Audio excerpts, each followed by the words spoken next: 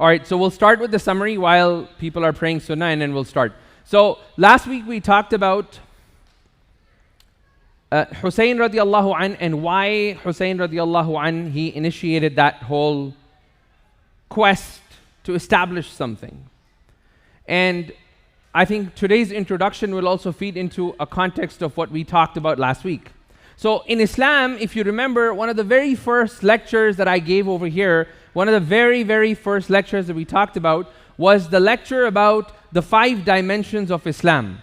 When we talked about that in detail, we said that there are 5 dimensions of Islam in specific. You have ibadat. So in our fiqh books, you have something called ibadat.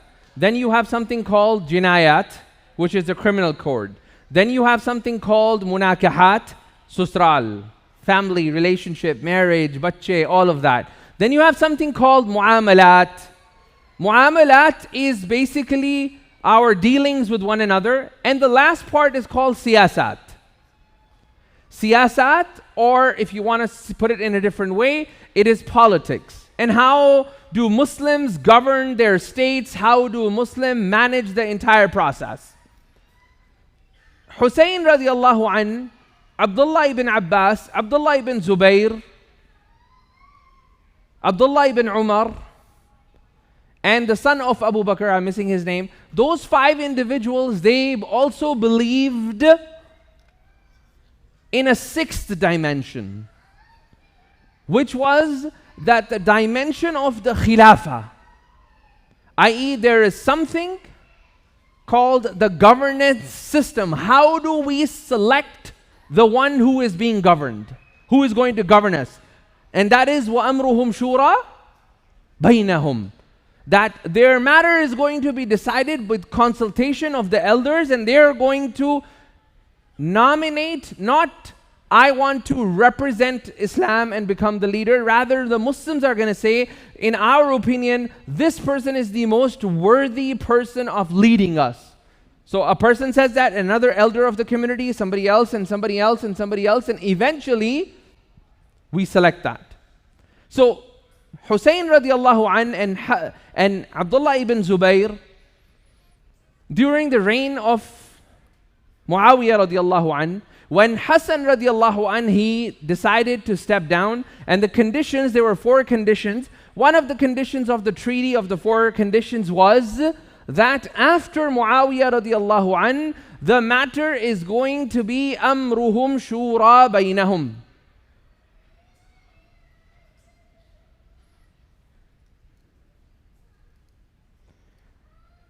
The matter is going to be that their decisions are going to be made in terms of who is going to govern.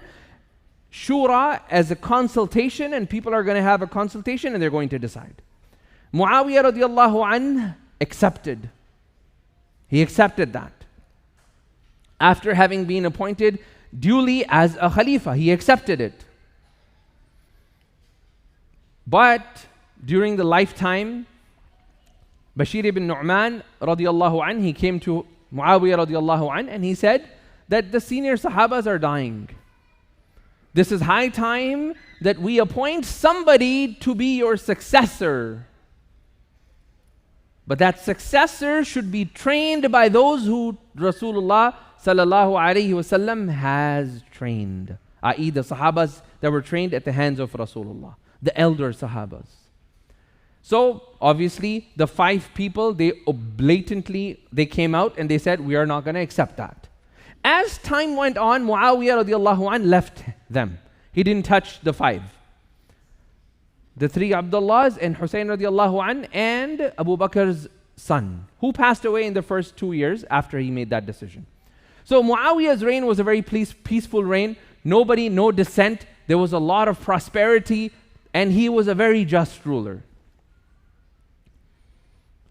After Bashir ibn Nu'man's suggestion, Muawiyah radiallahu anhu changed his opinion, and he said, yeah, you know what, that treaty was for those days. We definitely need to appoint Yazid, my son, who seems to be the most qualified person, and we will appoint him, and his appointment is not just a random appointment. We will train him so that he is ready. All of the Sahabas, they came out and they said, we are not going to accept it. But within the last 2-3 years of Muawiyah radiallahu anhu's reign, some of the Sahabas changed their opinions. Abdullah ibn Abbas, Abdullah ibn Umar, they said, man, we've had so much bloodshed. Over 100,000 Sahabas and Tabi'eens have been killed in the last fitna. We don't want another fitna. So they said, the sixth dimension of Islam, it's okay. As long as the person leading us is a person who is pious and he's, trustworthy, we will submit.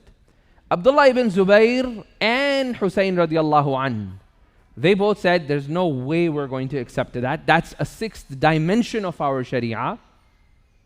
Khilafah is how we are different from every other nation.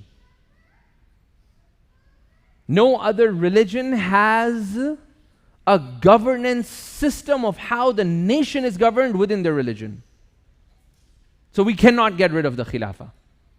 As a matter of fact, if you go and listen to my khutbah, the 5 things that the colonizers did, the 5 things that the colonizers did to us. All of us come from lands that were colonized. The 5 things, one of the first things they did is they changed our version and understanding of Khilafah.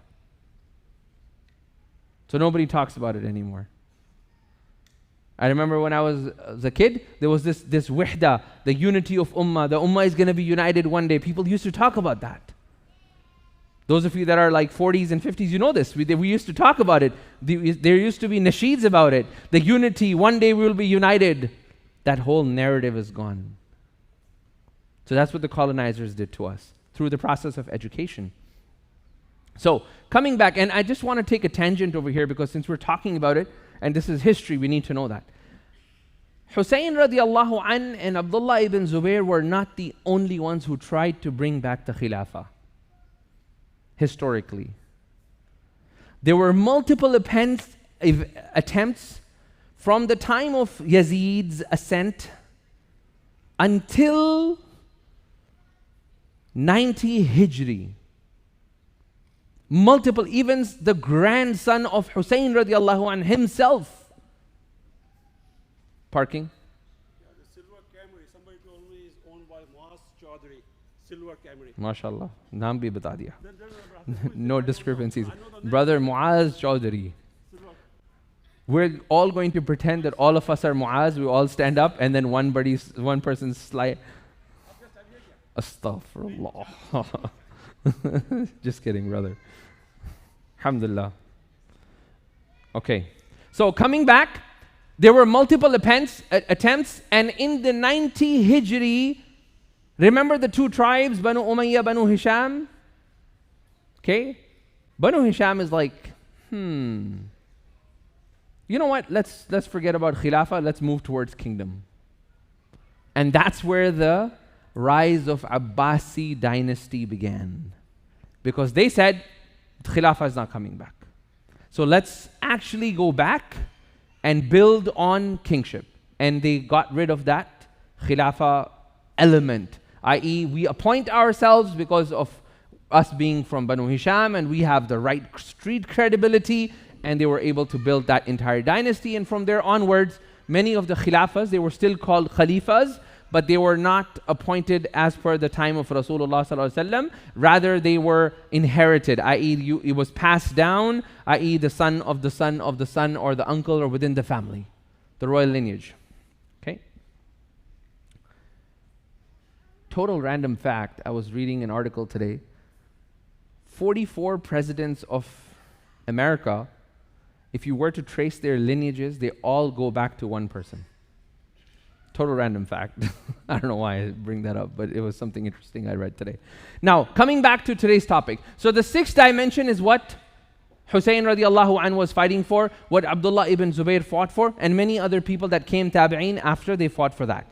Now, this happens, I'm going to take you back to the point of meeting of Farazdaq, the famous poet. Farazdaq meets Hussain radiallahu anhu. Hussain radiallahu anhu says, what do you think of my opinion of going to Kufa? He says, Ahlul Kufa, the people of Kufa, قُلُوبُهُمْ مَعَكَ, their hearts are with you, وَسُيُوفُهُمْ مَعَ بَنُو أُمَيَّةَ, but the swords are with Banu Umayyah, i.e. they're not going to stand for you in the war.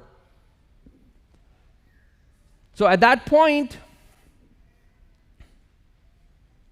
Hussain radiallahu anh still decides, and he carries on and he moves on and he goes. At this time, there were events that were taking place in Kufa that we need to know. So few days before Hajj, before Arafah, a fatwa was passed for the execution of Hussain radiallahu anh. So Yazid passed a fatwa that he is a Khariji and he should be killed wherever he's found. I.e., grab him and bring him to the authorities and he's going to be executed. As soon as Hussain radiallahu anh finds that fatwa, remember in Hajj time, is it hard to find Hussain? Everybody knows Hussain radiallahu anh. So he decides to leave Makkah in the most sacred time and leaves for Kufa.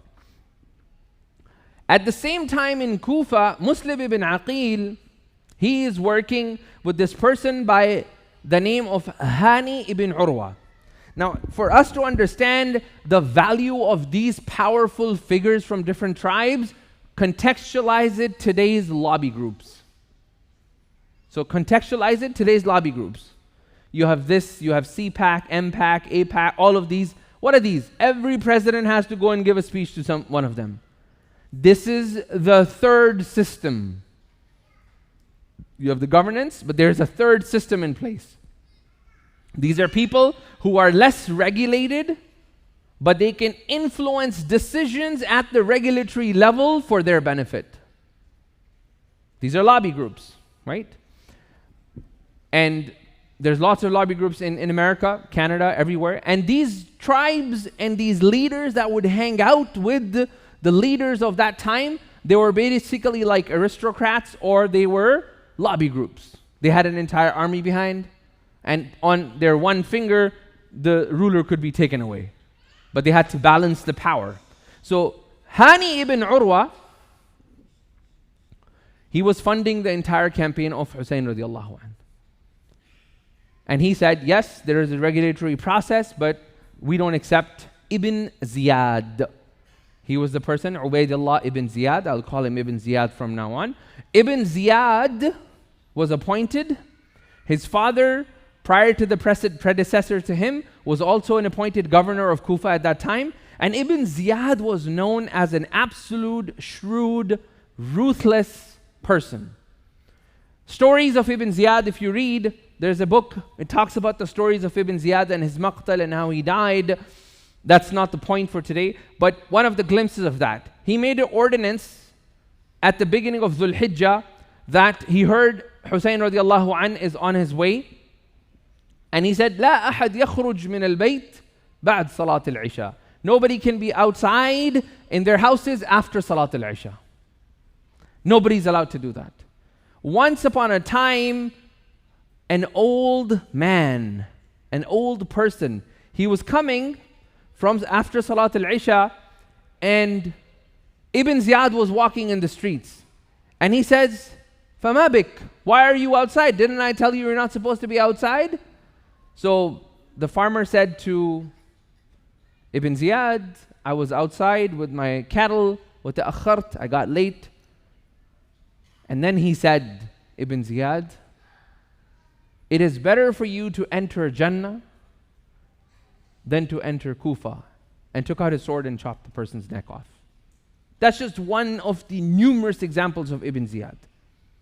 Okay? If you read the history of Ibn Ziyad, you'll be surprised how he was still appointed, because he was a ruthless tyrant who knew how to get things done. He didn't care about the casualties at all. And we will see that at the maqtal of Hussain. Now, coming back to Ibn Ziyad now passes an ordinance, and he says that anybody who's passed, so Ibn Ziyad recognizes that Hani ibn Urwa is funding the campaign, and they need to figure out, how do we expose Hani ibn Urwa, who is sitting in my group? He's in my core group, but I need to expose him. So he finds an old beggar, dresses that beggar up with a rich merchant look, and tells the beggar to tell them that you are a merchant from Sham, from Levant area, Lebanon, Syria, and those areas, and how about you try to infiltrate their ranks? And within 2 days, this beggar, presenting himself to be a very rich person, he was able to infiltrate into the ranks. Sorry, iPad says it can't recognize my face. I don't know what happened. Okay, sorry. So within few days, he was able to penetrate into the ranks of Hani ibn Urwa, and they were able to expose Hani ibn Urwa. Ibn Ziyad comes and arrests Hani ibn Urwa for treason. Remember I told you these people are really powerful? The tribe of Hani ibn Urwa, they hear about it. And they bring an army of 4,000 people and surround the palace of Ibn Ziyad. They say that if you lay a hand on Hani ibn Urwa, we will take you down. Now Hani ibn Ziyad locked himself up in the castle and he didn't have time. So before that message, he had already slashed Hani ibn Urwa on the lips and on the eyebrow with a sword. So the tribe sent a qadi, very famous judge. He goes in, he checks on Hani ibn Urwa, and he comes back and tells the tribe that everything is good. And then the matter settles down. But Ibn Ziyad was very smart. He actually recognized that Muslim ibn Aqil and this entire plan is about to explode any time. Now, what's a very famous fast that takes place in Dhul Hijjah? The fast of Arafah. The fast of Arafah. So he says, I'm going to use the fast of Arafah as an excuse for me to invite everyone. It's an excuse for me to invite all the tribes over. I will invite all the tribes over, and once they're here, I can control the narrative. So he invites all the tribes, far and wide, everybody comes.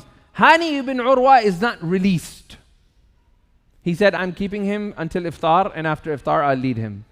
The entire tribe heads, different key important figures, they arrive in the palace. Everything is surrounded. And then on the time of iftar, Muslim ibn Aqil, he makes a mistake. Hussain radiallahu anh had clearly given instruction to Muslim ibn Aqil, La tataharrak. Do not mobilize the army until I arrive. Even if you are killed, do not mobilize the army. Now, Muslim ibn Aqil, out of his own decision, and he is reading the political room at that time, he reads the room and he says, it is in our best interest that we actually mobilize the army. So there was a very famous statement that they would say. Who remembers that statement, if anybody knows? There was a statement which was called, Ya Mansoor, Amit, Amit.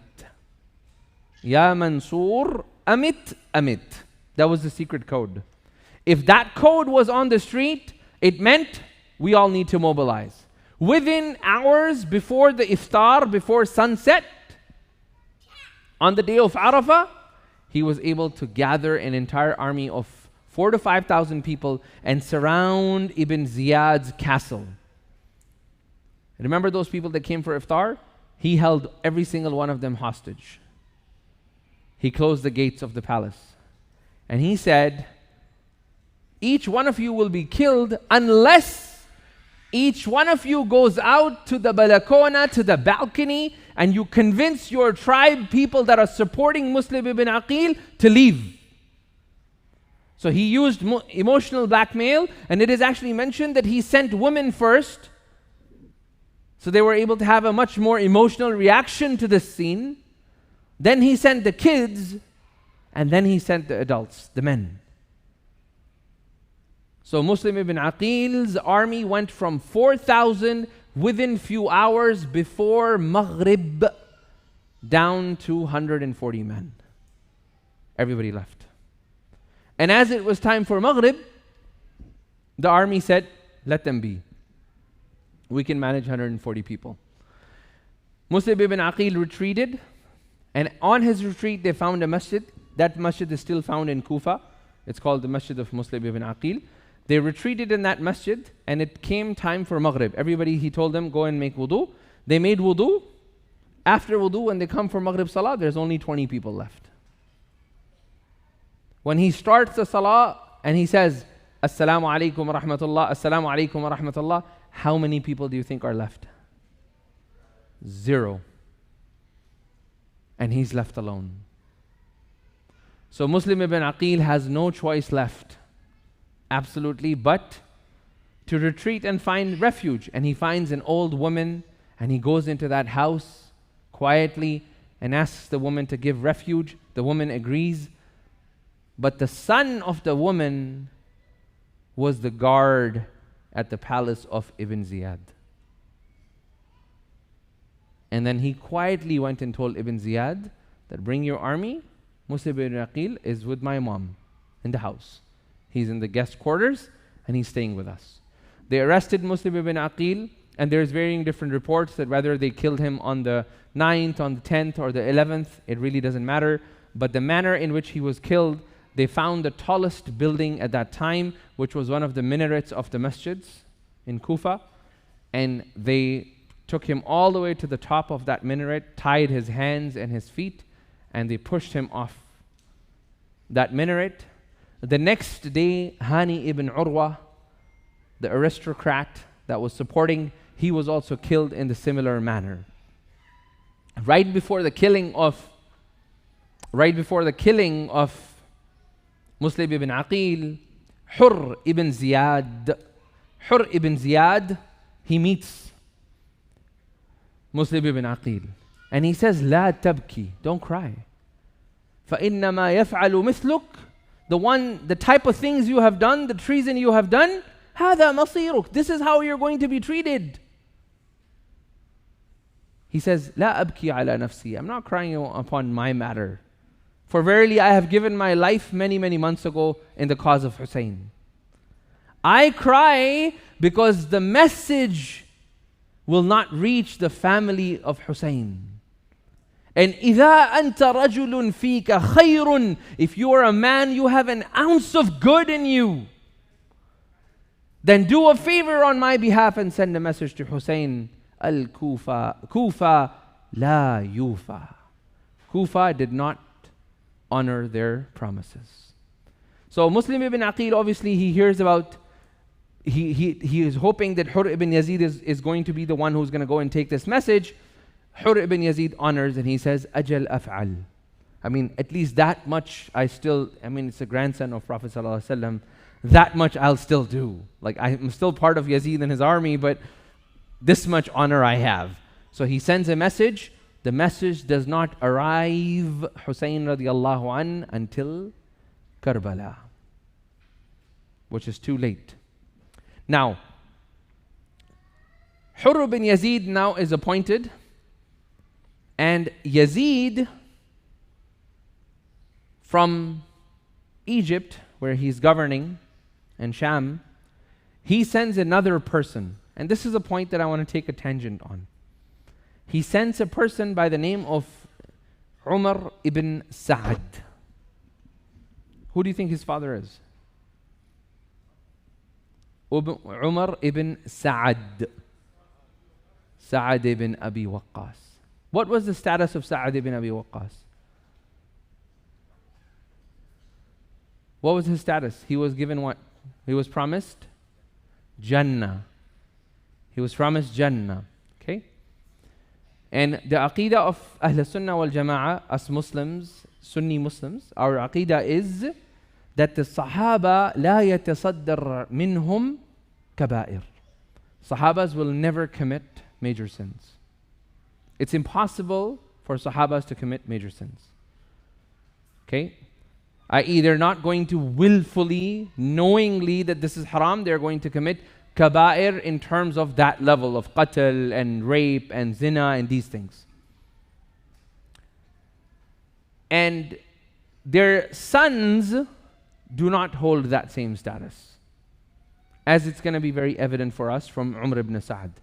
Second point is, none of us can claim that we are better fathers than Sa'ad ibn Abi Waqqas. He was granted Jannah. Whatever he had in his iman, he was at a level that none of us will be able to achieve. Rasulullah testified for their maqam. Yet, despite that he was from one of the top 10 men to exist on this earth, his son turned out to be the way he turned out. Which also tells us that our job as parents is to do utmost of what we can in terms of tarbiyah for the kids. If Nuh alayhi salam, Sa'ad ibn Abi Waqqas, the things that he is going to do in the battlefield are not small things. His son. But again, he is the son of Sa'ad ibn Abi Waqqas. He was in the house.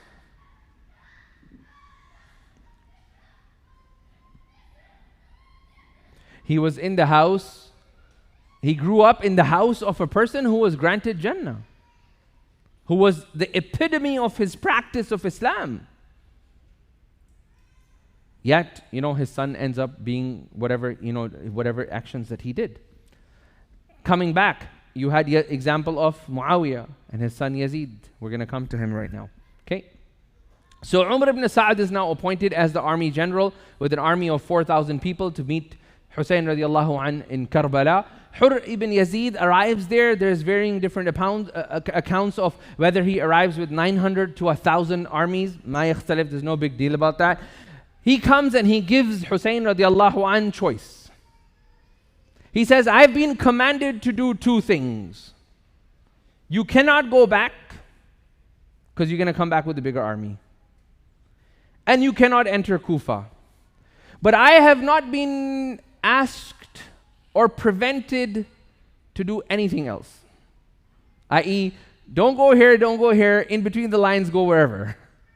But not these two places. So as long as you don't go here, I won't be blatantly breaking a law. Exact text. Don't let him come to Kufa, don't let him go back to Mecca. Okay? I didn't do that. If he wants to go somewhere else, you're free. So Hussain radiallahu anh, he says, Masiratuna ila Kufa. Our destination is Kufa. We're not changing. This is where we came for. We're headed to Kufa. Then he says, I will stay with you the entire time until I have given other commands. Now I want you to understand this. Remember the 5 dimensions, and I talked about it for a reason. These Sahabas, they had no issues in those 5 dimensions. These Tabi'eens, their Fajr. You could not be part of the Yazid's army if you didn't pray Fajr in Salah, in the masjid. Many of us won't make it, even in Yazid's army. I want you to understand that. The religious barrier you had to cross was a very high barrier. So these were people who had their ibadat, their muamalat, their munakahat, their worship, their dealings with people, their marital affairs, their jinayat. They did not commit major crimes. They understood the siyasat. They understood the political structure of the governance.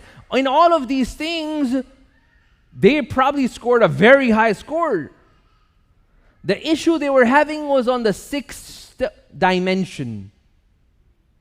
So even despite the fact that there are 2 ends and there are 2 enemies, even they were at that ends, at Fajr time, Hussain radiallahu anhu will come with his 70 people, and the entire army of 900 to 1,000 people will join for Fajr Salah behind Hussain. They would pray with him. And it was mentioned that they prayed for multiple days, every Salah behind Hussain. And he would make dua and they would say Ameen. And then they would pick up their swords and they would go to their camps. Which also tells us that when it comes to our ibadat, when it comes to our muamalat, when it comes to our worships, our fiqhi differences, our aqadi differences should not, they had they were at war, but they didn't allow that to divide them in front of Allah subhanahu wa ta'ala. They prayed together. So the unity In front of Allah, you can have a difference. But when it comes to the matter of Allah subhanahu wa ta'ala, we all unite and we stand. And that's what we learn here. Very powerful. Then Umar ibn Sa'ad, he comes. And the arrival of Umar ibn Sa'ad changes the dynamics of the entire scene. Umar ibn Sa'ad calls for a meeting with Hussain immediately. Hussain radiallahu anhu, he comes. Hur ibn Yazid comes. And they all sit. And out of respect for Hussain radiallahu anhu, he says to Hussain, what are your options? Like, well, give us something and we will try to see if it's workable. He said, أمامكم ثلاث خيارات. You have three choices that you can give me. I would like that if I can do any of these three things, I'll be pleased. Number one, let me go back, not to Makkah, but to Yemen. I'll go in some other Muslim land and I will join an army, some other Muslim army that is fighting for the sake of Allah, and I will become a shaheed in the way of Allah subhanahu wa ta'ala. Number two is you bring Ibn Ziyad, bring him out. You don't want me to go to Kufa? No problem. Bring him out and let's have a conversation like men. Let's settle this like a man. Number three, let me go back to Yazid. And أنا أتفاهم معه. I will settle the difference with Yazid directly. The command from Yazid comes that at no cost can he move from Karbala. Now it's changed. And also it is told that you have to create constrictment, i.e. start making things difficult for them. So the first thing Umar ibn Sa'ad did is he prevented the family of Rasulullah, the 70 people that were there. There was a river that was running by. He came and he blocked the access to the river for the family. So imagine for the last 2 days of their lives, they had no sip of water. So first, and can you imagine? Like, I want you to understand this. This is not any family. These are the direct, this is like the grandson of Prophet sallallahu alaihi wasallam. And somebody to make this decision that your basic human right of drinking water, that is not even accessible to the family of Rasulullah. So at that point, Hussain radiallahu anhu, he realized that it is going to be a fight. There was a guy by the name of Amr Zijoshan. Amr, and this is, it is mentioned about him, this was the person who shot on the day of Muharram when the battle was about to take place. They went and attacked everybody other than Hussain. Everybody was scared. But when the battle started, Amr ibn Zijoshan, he took an arrow and he shot and he looked at the entire army and he said, be witness, I was the first one to shoot the arrow in this battle. I initiated the battle. Then, when the time came and everybody had died and you only had 2 people left, and it was the time where Hussain radiallahu anh had surrendered, they said, now we will attack Hussain. But nobody had the courage to hit him. In our Sunnah books it is mentioned that when his body was found, it had 38 traumatic injuries, which means that the injury, if one of us got one of those injuries, you would call 911 and you would end up in the hospital in ICU to make sure that you can recover. He had 38 of such injuries, which meant that they were shooting at him, but they were not shooting to kill him. So they would shoot to make sure to cut his biceps, the pectoral fins, whatever they could, but not to kill him. Subhanallah. This is what they were doing. Until he realized that this is his last moments. And he told Umar ibn Sa'ad and Amr ibn Zijoshan, he said, all I want to hold my son Abdullah ibn Hussain. I just want to hold him in my hands. before I die.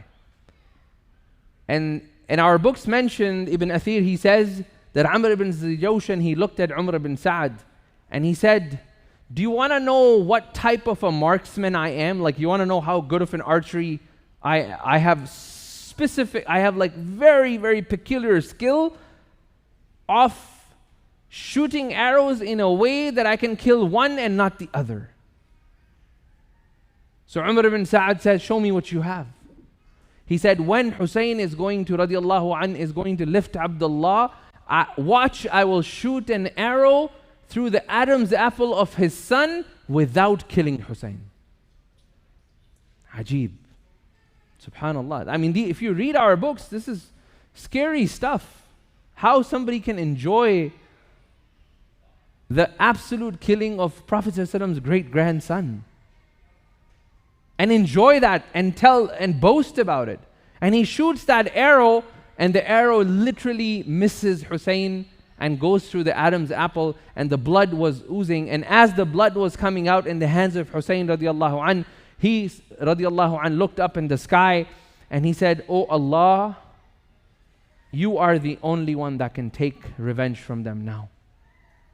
No one is left in this earth that will support me." And then his maqtal, his killing, the way he was killed, there are numerous reports about that. And the reason I'm not going to mention any one, because there's so many of them, and again, it's not even worthy of mentioning, because it's the grandson of Rasulullah sallallahu alaihi wasallam, and his death is not something that we should even enjoy as a story. Hence, I'm not going to mention those details. They're available if you want to learn more about them. Now, I want to talk about a tangent over here, which is necessary for us to understand, and that tangent has to do with Muawiyah radiallahu an, that tangent has to do with Yazid. And I'm hoping that I'm able to explain this in a very balanced manner. So, about Yazid within the Sunni books, classical, you're going back to Taftazani, Ibn Athir, Al-Balakhi, like you're going back to our historians. There are very few, one or two in one extreme, and one or two in the other extreme. And what are these extremes? You have one extreme that says that he was not even a Muslim. Yazid, because of his actions, we cannot even say that this person was a Muslim. There's an extreme that says that. And the other extreme over here, which is very rare, is that Yazid has absolutely no part whatsoever in this. Rather, there are people who have actually written books in Fada'ilul Yazid, the benefits of Yazid. Ajib. Poetry has been written about them. So again, these books are there and we need to know this. These are two extremes. Now, the vast majority of our Sunnah scholars, they exist in the spectrum, right? You have the bell curve and you've got those extremities. The core of the bell curve is, you have the centrist opinion, you have the opinion of him holding a position of responsibility, and then you have the other opinions. Let me go through that. So you have the opinion, such as some of very strong scholars like Nawawi and stuff, they say that, this person should be cursed. They're very open about it. فِعْلُهُ يُلْعَنْ. His fi'l should be cursed. Now there are others, they go to this extent that not cursed his action, but we should even curse the individual. Then you have people in the middle, such as Imam Ghazali, who says that we shouldn't curse anybody, but we cannot at any cost absolve Yazid of this. There is numerous evidences past this incident that also tell us that he was not a person that you can't say that he had nothing to do. In specific, when the head of Hussain radiallahu an was taken on a spear to Yazid, he had a stick. And it is mentioned, Ibn Athir, he mentions that he had a stick and he pointed to the lips of the stick and he said, "What are you going to do to me now?" To that, there was an old Sahabi that was still alive. He said, لا تفعل هذا, don't do this. فإني رأيت رسول الله صلى الله عليه وسلم يقبل هذه الشفتة. I saw Prophet of Allah, he used to kiss these lips. Do not do this. So that's the opinion of the centrists, that we don't curse. Then you have the opinion of Alusi, and then you have the opinion of Ibn Taymiyyah, and these mainstream, which is the mainstream opinion today, unfortunately, that has become mainstream, which is that Yazid was a pious person, and we cannot hold, he was disconnected from those events. You cannot attribute those events to him. Now he was just like any other king, and obviously he went after a person who went against his kingdom, which is part of our Sharia, that you cannot go against the Khalifa. And this opinion of Ibn al-Qayyim and the recent scholars became really prominent for two reasons. One, within the Middle East and the da'wah of the last 40 years, the extreme Salafi da'wah, they promoted this because they needed it for their political stability in their countries. That it doesn't matter how bad your ruler is, you can't go against him. So they had to make this opinion mainstream. And that's why this opinion became published, translated in English. If you look at Islam QA and all those fatawas that are there, it's not just there's an entire political spectrum that's happening behind. They needed this opinion to be mainstream for a political reason of their own. And then to put Yazid in a pedestal, you have Sheikh Uthman Khamis. Respect for all these scholars. These are Arab scholars.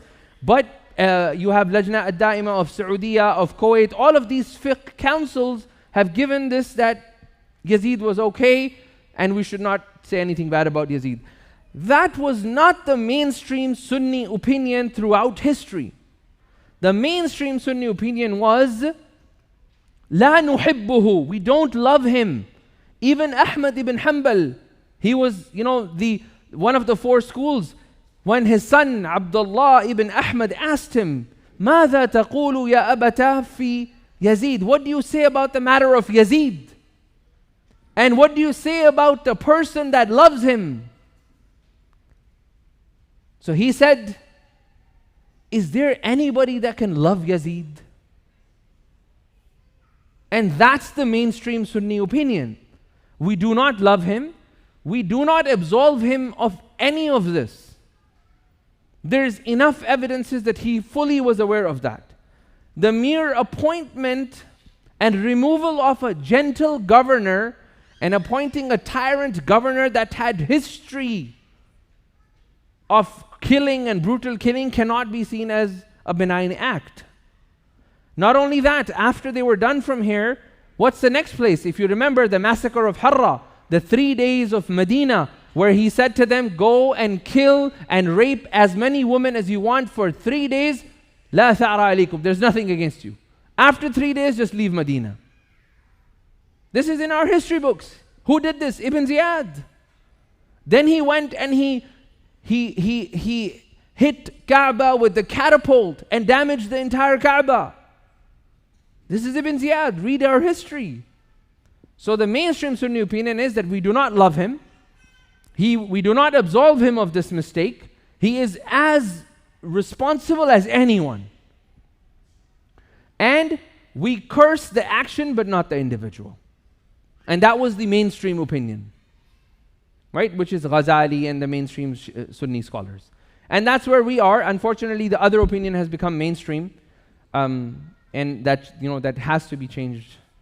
I'm waiting for you guys to give me a... Huh? No, they're ready. They're already putting food. Pizza's there. Brother, I see pizza directly. What are you talking? I can smell pizza from here. Qais bhai? How much time? Good? He's saying thumbs. The guy behind you is saying 5 minutes. So what does that mean? Good? Okay. All right. So before everybody gets up, two important things. So on the long weekend, we have Imam Tom coming. Inshallah, the flyers will be coming out either on the weekend or Monday. Imam Tom, he works with Yaqeen, and he is a really good friend. I ran into him in Toronto in one of the visits. I met him once, and then we started communicating, and he's a convert, very, very well versed with understanding of the West, very well read. He is going to be coming on the September 1st weekend. He is going to be conducting the family night, and his topic is going to be Musa, the model of fatherhood. So it's going to be targeted the fathers, but also the mothers, for them to raise their sons like that. He's going to be with us for the weekend. So he has a khutbah, and then he's going to have a lecture, family night lecture. Then Sunday morning he has the khatira, and then there is a mini conference for youth. And the details of that, inshallah, will be there. It will be from 11 o'clock to 4 o'clock on Sunday morning. There's going to be 3 speakers in that conference, and we'll talk a little bit more about that. It'll be meant for the next generation, so to attract them to the masjid and to get them more integrated into our masajid, inshallah. That's number 1. Number 2, when you do stand up, food will be brought to you. So please do not go to the tables.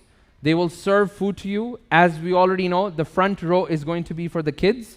So the volunteers can start with the front row, and they can and then everybody can then stand up and go to the corner so that they can put those sufras down for us, inshallah. Subhanakallahumma wa bihamdik. Ashhadu an la ilaha illa anta astaghfiruka wa atubu ilayk. Assalamu alaikum wa rahmatullahi wa barakatuh.